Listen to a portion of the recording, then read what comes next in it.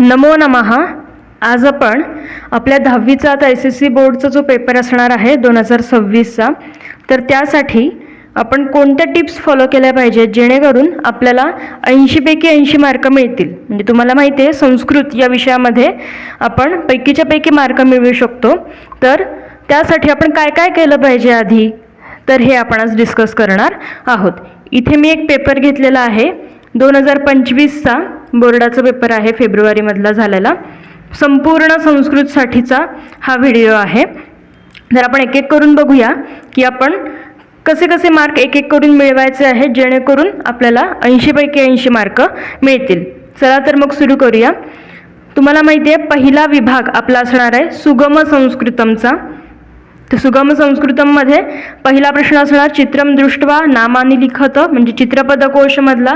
त्याच्यानंतर संख्या असणार आहेत अंकात किंवा अक्षरात लिहायला, आणि समय स्तंभ मेलनम कुरुत, म्हणजेच काय जोड्या लावायच्या आहेत. तुम्हाला इथे समय डाव्या बाजूला अक्षरामध्ये लिहून दाखवले आणि इकडे अंकामध्ये असणार आहे, त्यांच्या फक्त आपल्याला जोड्या लावायच्या आहेत. तर तुम्ही काय करणार, आधी चित्रपदकोशमधले जे कुठले आपले शब्द आहेत चित्र आणि त्याचं जे नाव आहे ते व्यवस्थित वाचायचं आहे एकदा, आणि जे अवघड वाटत आहेत ते लिहून सुद्धा तुम्ही बघू शकता. कारण की लिहिताना बऱ्यापैकी चुकतं, त्याच्यामुळे आधी लिहून बघा आपल्याला येते का व्यवस्थित. त्याच्यानंतर संख्या, मला वाटते संख्या तुमच्या बऱ्यापैकी पाठ झालेल्या असतील 1 ते 100 पर्यंतच्या. तर त्या संख्यासुद्धा एकदा वरवर ओव्हरलुक करा, एकदा वाचून घ्या सगळ्या, आणि ज्या अवघड वाटत आहेत त्या लिहून काढा. त्याच्यानंतर समयस्तंभ मेलनम, मला वाटतं हे खूप सोपं आहे. तुम्हाला फक्त जोड्या लावायच्या आहेत, त्याच्यामुळे खूप काही याच्यामध्ये अवघड असं नसणार आहे. मग इथे हा पहिला जो विभाग आहे हा एकूण 8 मार्कांचा आहे. इथे दिलाय बघा, एकूण 8 मार्कांचा आहे. 4 मार्क चित्रपदकोश, 2 मार्क संख्या आणि 2 मार्क समय. इथे तुम्हाला 8 पैकी 8 मार्क मिळायला काहीही हरकत नाही. त्यासाठी सगळे शब्द, एकच शब्द लिहायचे, आपल्याला 1 मार्क मिळणार आहे. चित्रपदकोश असेल तर तिथे तो एक शब्द आपल्याला व्यवस्थित लिहायचा आहे, त्याच्यामध्ये चुका करायच्या नाहीयेत. त्याच्यानंतर आपला दुसरा विभाग आहे गद्यम. गद्य हा विभाग आहे ज्याच्यामध्ये आपल्याला 2 पॅरेग्राफ येणार आहेत. आपल्याला जे धडे झालेले आहेत त्या धड्यांपैकी कोणत्याही 2 धड्यांचे पॅरेग्राफ तुम्हाला इथे विचारणार आहे आणि त्याच्यावरचे प्रश्न उत्तर आपल्याला सोडवायचे आहेत. एकूण हा जो विभाग आहे हा 20 मार्कांचा असणार आहे. आता बघूया याच्यात साधारण कुठले कुठले प्रश्न असतील. आता तुम्हाला माहीत असेल तर एक काम करा, इथे तुम्ही जर वाचलं तर आपल्याला समजतंय की हा जो धडा आहे हा कुठला आहे, तर व्यसने मित्र परीक्षा हा धडा आहे. बरोबर, तुम्हाला बऱ्यापैकी असा एकतरी प्रश्न येतो की एषः गद्यांशः कस्मात पाठात उद्धृतः, म्हणजे काय, हा जो पॅराग्राफ घेतलेला आहे तो कोणत्या धड्यातून घेतलाय असा प्रश्न असतो. त्याच्यामुळे बऱ्यापैकी सगळे जे धडे आहेत त्यांचे व्यवस्थित नाव वाचून ठेवा, कसं लिहिलंय ते एकदा बघा, जेणेकरून असा जर प्रश्न आला तर तुम्हाला तो व्यवस्थित लिहिता आला पाहिजे. याच्यावरचे प्रश्न कसे आहेत बघा. तुम्हाला माहिती आहे अवबोधनममध्ये 4 पैकी कोणतेही 3 लिहायचे असतात. उचितम कारणम तर सोपं असतं, 2 पैकी 1 ऑप्शन निवडायचा असतो. मृगः बद्धः यतः, जे काही उत्तर असेल ते इथे पुढे लिहून त्याला अंडरलाईन करायची आहे. त्याच्यानंतर कह कम वदती, हे पण सोपं आहे. म्हणजे काय, जे दिलेलं वाक्य आहे ते कोण कोणास म्हणालं आहे हे तुम्हाला लिहायचं आहे. पण हे लिहिताना एक लक्षात ठेवा की जो ते वाक्य म्हणणार आहे त्याची प्रथमा विभक्ती वापरायची, आणि ज्याला ते वाक्य म्हणतोय ते द्वितीयेत आलं पाहिजे. ठीक आहे, आणि तुमचं वदती असं येईल. समजा कुठलंही एक वाक्य घेतलं, तर समजा ते वाक्य हरिण त्या कावळ्याला म्हणतोय असं जर एखादं वाक्य असेल तर तुम्ही कसं लिहिणार, मृगः म्हणजे प्रथमा विभक्ती झाली देवः सारखं, काकम कावळ्याला म्हणतोय म्हणून हे द्वितीयेत केलं, आणि वदती मृगः काकम वदती. कुठलंही, हे एक्झाम्पल म्हणून मी तुम्हाला दिलंय, कुठलंही जे कुठलं वाक्य असेल त्यावरून तुम्ही ठरवायचं आपल्याला प्रथमेत काय घ्यायचं आणि द्वितीयेत काय घ्यायचं. त्यानंतर पुढे अमरकोशात शब्दम योजयित्वा वाक्यम पुनर्लिखत. काकह साठी समानार्थी शब्द, अमरकोश म्हणजे तुम्हाला माहिती आहे समानार्थी शब्द वापरून वाक्य आपल्याला पुन्हा लिहायचे आणि पूर्ण वाक्येन उत्तरम लिखत, पूर्ण वाक्यात उत्तर लिहायचे. हे तर डायरेक्ट पॅरेग्राफमध्ये असणारच आहे, ते बघूनच फक्त तुम्हाला पूर्ण वाक्यात लिहायचंय. आता हे 4 जे आहेत क, ख, ग आणि घ यापैकी जे तुम्हाला अगदी परफेक्ट येत आहेत ते तुम्ही व्यवस्थित लिहायचं आहे. आणि जर तुम्हाला याच्यातलं कुठलंही एक जर अवघड वाटत असेल, समजा कहकम वदती किंवा अमरकोशात, आधी ऑप्शन सोडून बाकीचं जे आहे ते व्यवस्थित सगळं लिहून घ्या आणि त्याच्यानंतर जर तुम्हाला येत असेल तर ऑप्शनचं लिहा, जेणेकरून वेळ व्यवस्थित पुरेल. जनरली संस्कृतच्या पेपरला वेळ पुरतो असं होत नाही की वेळ पुरत नाही, पण तरीसुद्धा पण असं मला वाटतंय जरी हे 4 पैकी 3 लिहायचे आहेत, आधी तुम्ही 3 लिहून घ्या आणि शेवटी जर वेळ उरला तुम्हाला तर ते 4थं पण कव्हर करा, जेणेकरून जर तुमचं या 3 मधलं कुठलं एक चुकलं तर आपल्याला, जर तुम्ही जे लिहिलंय ऑप्शनचं ते बरोबर असेल तर मार्क मिळू शकतील.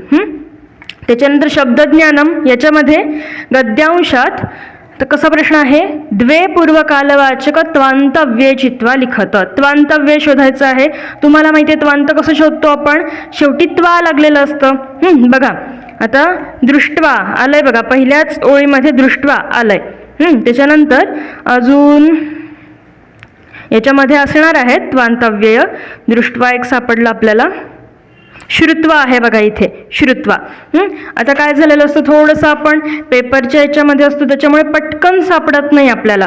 त्वांतव्य माहीत असतं, येत असतं, पण तरीसुद्धा घाई गडबडीमध्ये पटकन आपल्याला सापडत नाही. तर त्यावेळेला काय करायचं, व्यवस्थित एक एक वाक्य बोट फिरवून व्यवस्थित ते वाचायचं, एक एक वाक्य, जेणेकरून आपल्याला व्यवस्थित सापडेल. कारण तिथेच असतं, फक्त आपल्याला त्या पेपरच्या याच्यामध्ये सापडत नाही. त्वांतव्य तुम्हाला माहिती आहे शेवटी त्वा लागणार. त्याच्यानंतर लेबंत कसं शोधणार तुम्ही, शेवटी य असतं आणि तुमंत शेवटी तुम लागलेलं असतं, गंतुम, वक्तुम अशा पद्धतीने. ठीक आहे, पुढे काय आहे बघूया. संधी विग्रहम कुरुत, संधी विग्रह व्यवस्थित बघून जा. त्याच्यानंतर प्रश्न निर्माणम कुरुत, हा सुद्धा प्रश्न चांगला आहे बघा.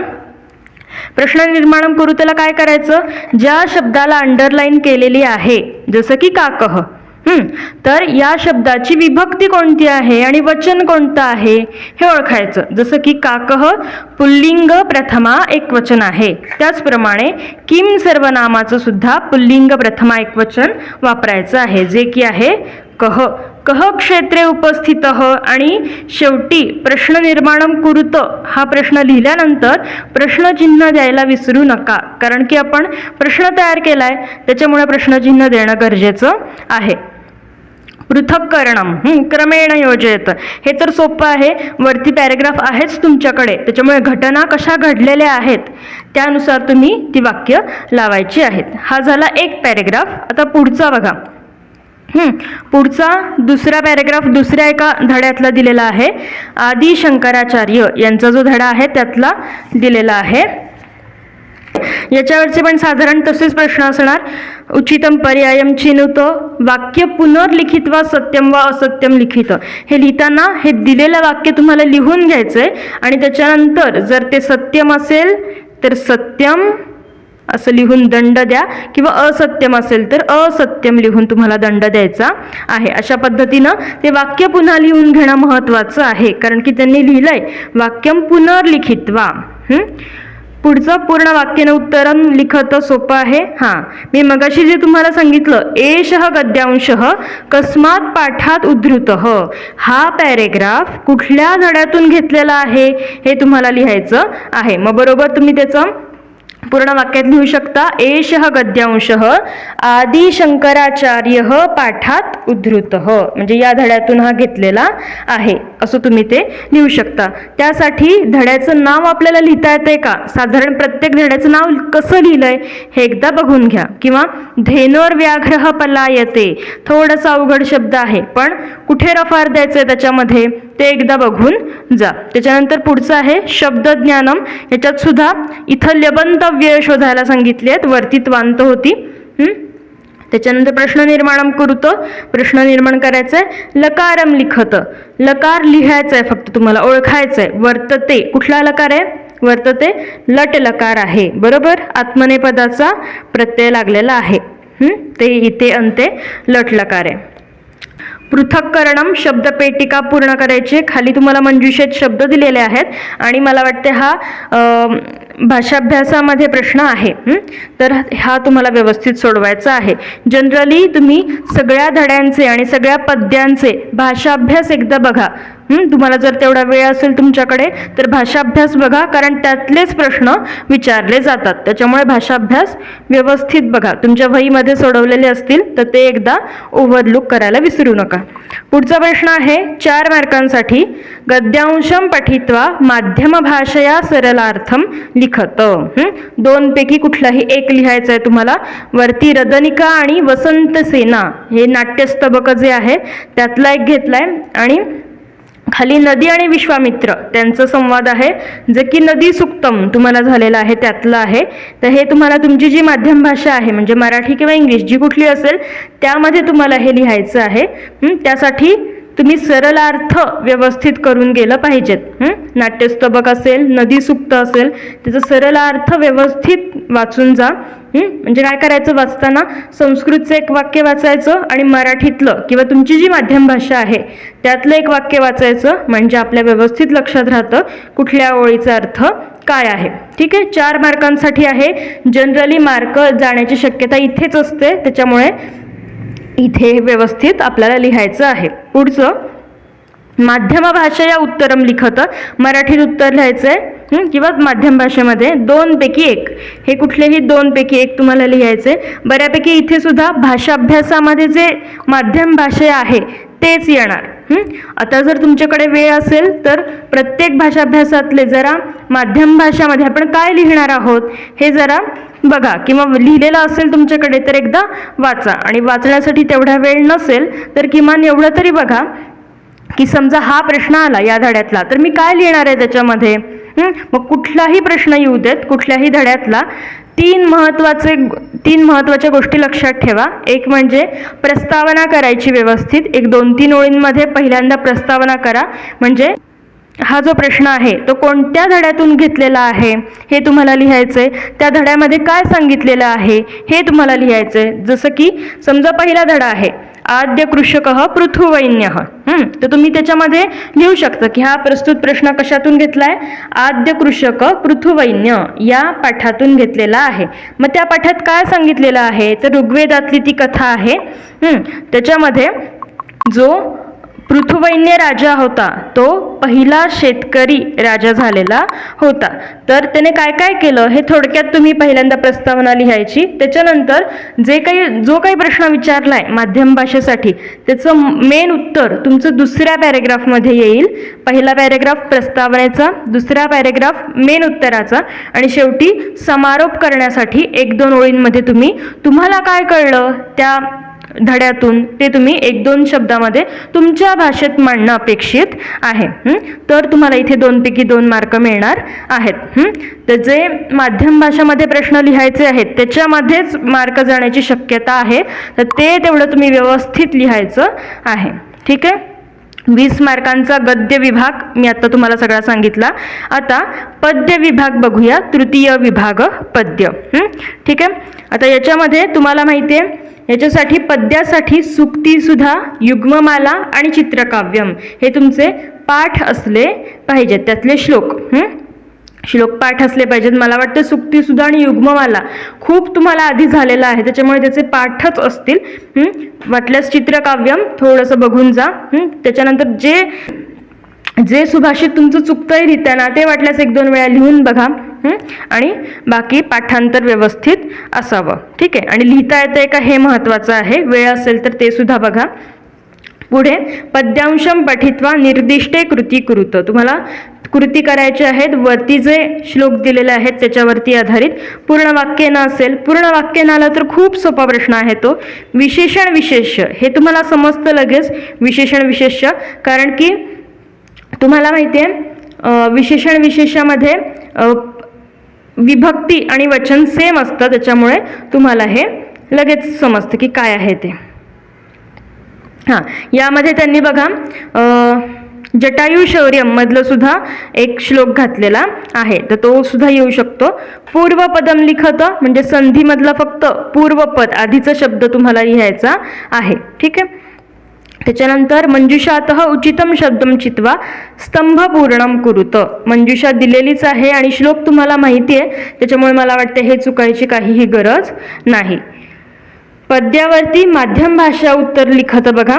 क्रियासिद्धी सत्वे भवती इति सूर्यस्य उदाहरण स्पष्टी कुरुत. जसं मी गद्याचं सांगितलं तसंच पद्याचं लिहिताना करायचं की आपल्याला क्रियासिद्धी सत्वे भवती ही सुक्ती सुधामध्ये आलेली आहे आणि त्याच्यामध्ये सूर्याचं उदाहरण जे पटवून दिलेलं आहे ते तुम्हाला सगळं लिहायचं आहे. मग ते खूप सुंदर उदाहरण त्यांनी दिलेलं आहे.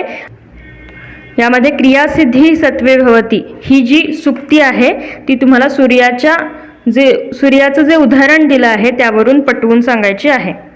ठीक आहे. आणि ते कोणाला उद्देशून आहे हे सुद्धा तुम्हाला त्याच्यामध्ये एक्सप्लेन करायचं आहे. पुढे दिलंय यथा चतुर्भी इति श्लोकस्य स्पष्टीकरणम कुरुत.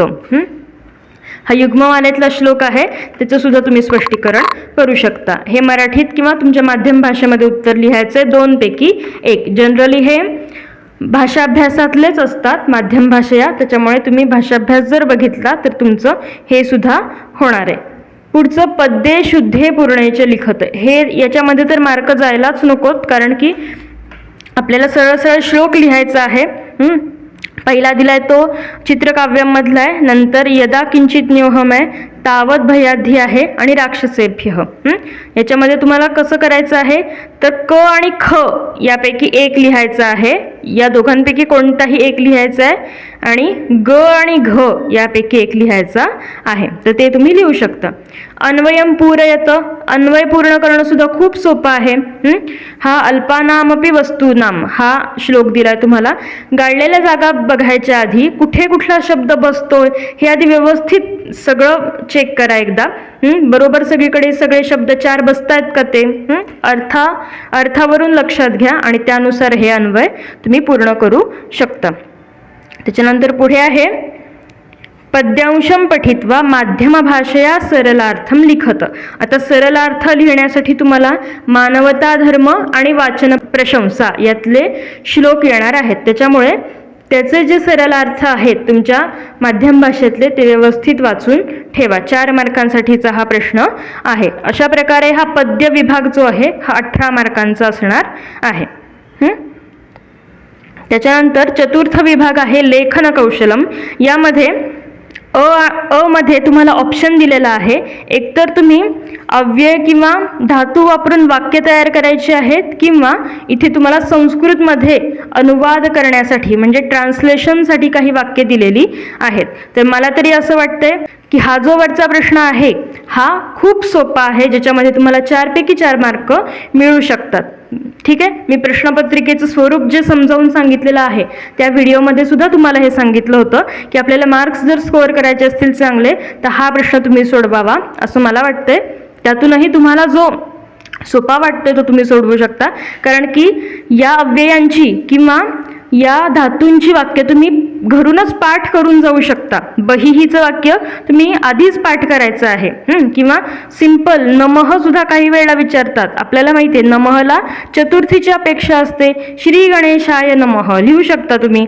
सह म्हणजे च्या बरोबर तृतीयेची अपेक्षा असते. हे असं तुम्ही आधीच करून जाऊ शकता, जेणेकरून तुम्हाला मार्क मिळतील. आणि आपल्या पुस्तकामध्ये लेखन कौशलम जो विभाग आहे त्याच्यामध्ये हे सगळं दिलेलं आहे, वाक्य दिलेली आहेत. ठीक आहे. कारण संस्कृतमध्ये ट्रान्सलेशन करण्याची जी वाक्य आपल्याला देतील ती आपल्या माहितीचीच असतील असं नाही, त्याच्यामुळे त्याच्यामध्ये चुका होऊ शकतात ग्रामरच्या.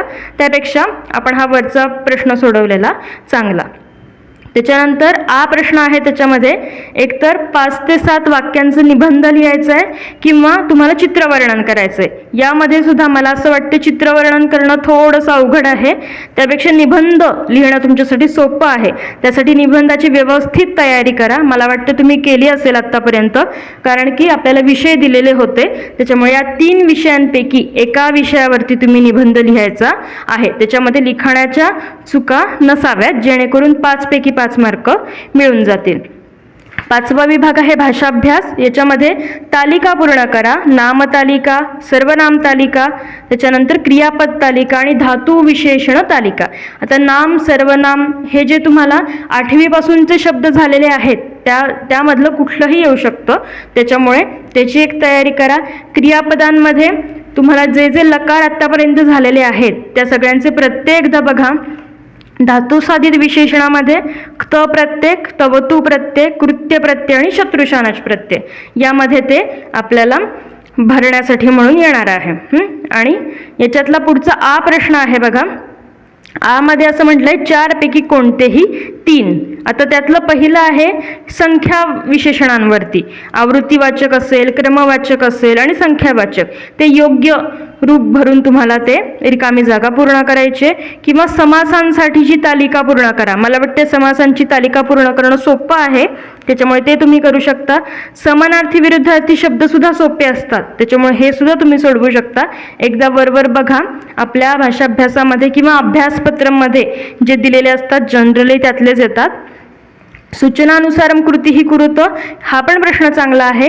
वाच्य परिवर्तनम कुरुत, बरेच जण कन्फ्यूज होतात. वाच्य परिवर्तन म्हणजे काय? वचन बदलायचं नाही. वाच्य परिवर्तन म्हणजे कर्तृवाच्याचं कर्मवाच्य करणे किंवा उलट कर्मवाच्याचं कर्तृवाच्य करणे. त्यासाठी दिलेलं वाक्य आधी ओळखायचं आणि त्यानुसार बदल करायचा. पूर्वकालवाचक अव्यय निष्कासयत, माहिती आहे तुम्हाला, गृहीत्व आलंय ते काढून जो बदल करायचा आहे तो तिथे आपल्याला करून वाक्य लिहायचंय.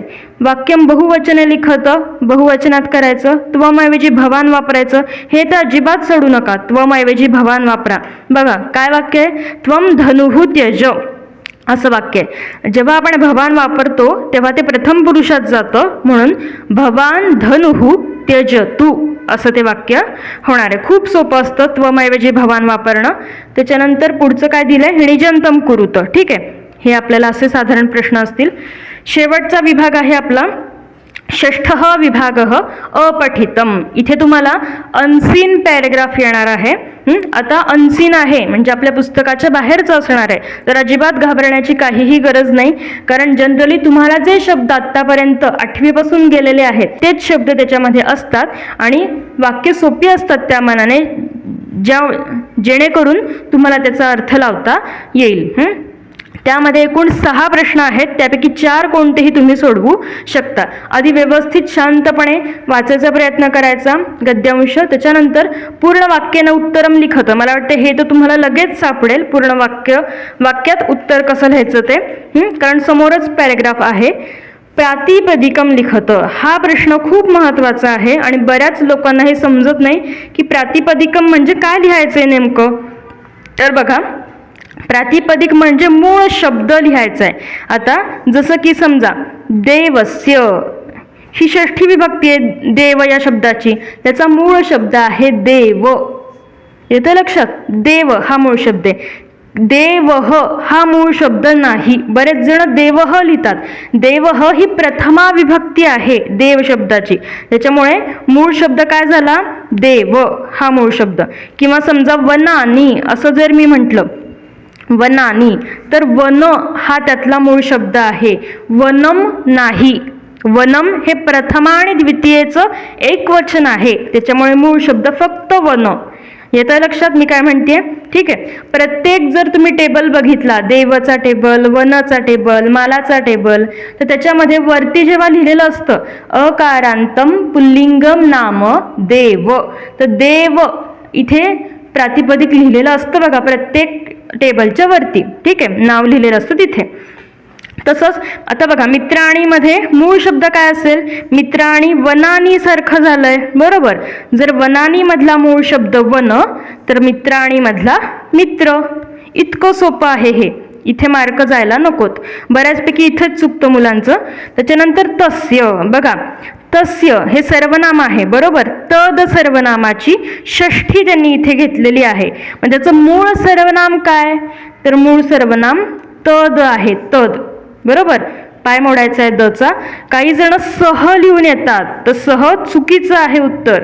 का चुकीचं आहे? तर सह ही प्रथमा विभक्तीचं एक वचन आहे. मूळ सर्वनाम त्याचं तदच आहे, त्याच्यामुळे तद तुम्ही लिहिणं अपेक्षित आहे. ठीक आहे, जसं की तुम्हाला माहिती आहे, समजा मी अहम इथं तुम्हाला दिलं, प्रातिपदिक लिहा अहमचं, तर अहमचं प्रातिपदिक आहे अस्मद. येते का लक्षात?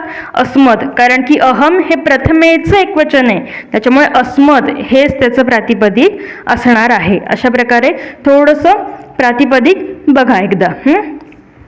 हा पण सोपा आहे प्रश्न. वाक्य पुन्हा लिहून सत्य किंवा असत्य लिहायचं, वाक्य लिहून घ्यायचं आणि पॅरेग्राफमध्ये बघायचं की काय वाक्य आहे, त्यानुसार ठरवायचं सत्य आहे की असत्य. माध्यम भाषा सरलार्थम लिखत, मराठीत त्याचा अर्थ लिहायचा आहे वाक्याचा. त्याच्यानंतर सप्तम्यंत पदम चिनुत, सप्तमी विभक्तीची रूप शोधायची आहेत. आणि कारक परिचय, कारक परिचयमध्ये ज्या शब्दाला अंडरलाईन केली आहे त्या शब्दाची विभक्ती ओळखायची आणि त्यानुसार त्याचा कारक लिहायचा. जसं की प्रथमा विभक्तीचा कारक कर्ता, द्वितीयेचा कर्म, तृतीया करणम, चतुर्थी संप्रदानम, पंचमी अपादानम, षष्ठीला कारक नाही आहे आणि सप्तमीचं अधिकरणम. आता इथे बालकान हे देवांसारखी द्वितीया विभक्ती आहे, बरोबर, त्याच्यामुळे हे कर्म असणार आहे वाक्यातलं. गद्यांश झाला. आता पद्य तुम्हाला अपठित दिलेला असणार आहे, त्याच्यावरती सुद्धा सोपे असतात प्रश्न. पूर्ण वाक्याने उत्तरत समानार्थी शब्द लिहा, जनरली तुम्हाला गेलेलेच असतात ते शब्द. आणि अजून एक तुम्हाला वेगळा श्लोक दिलेला असेल आणि त्यावरती जाल रेखाचित्र पूर्ण करण्यासाठी 2 मार्कासाठी येईल. मात्र इथे लिहिताना जेव्हा तुम्ही बॉक्समध्ये ते शब्द लिहिणार आहे, पक्षिणाम, आता इथे काय आहे पक्षिणाम, पक्षिणाम बलम आकाशम. मग आकाशम लिहिताना या श्लोकामध्ये श वरती अनुस्वार आहे, तर तसं न लिहिता तुम्हाला आपण जेव्हा एक शब्द लिहितो, फक्त एकच शब्द, तेव्हा हलंतम लिहायचा आहे, एवढं मात्र लक्षात ठेवा. मला वाटतंय मी बऱ्यापैकी तुम्हाला ट्रिक्स सांगितलेल्या आहेत, कुठे आपले मार्क्स जाऊ शकतात आणि कशा प्रकारे आपण 80 पैकी 80 मार्क मिळवू शकतो. तुम्हा सगळ्यांना आपल्या संस्कृतच्या पेपरसाठी खूप खूप शुभेच्छा. व्यवस्थित पेपर सोडवा, काळजीपूर्वक सोडवा. थोड्याशा चुका होतात आणि थोडक्यासाठी आपल्या 80 पैकी 80 मार्क आपल्याला मिळत नाहीत, तर तसं करू नका.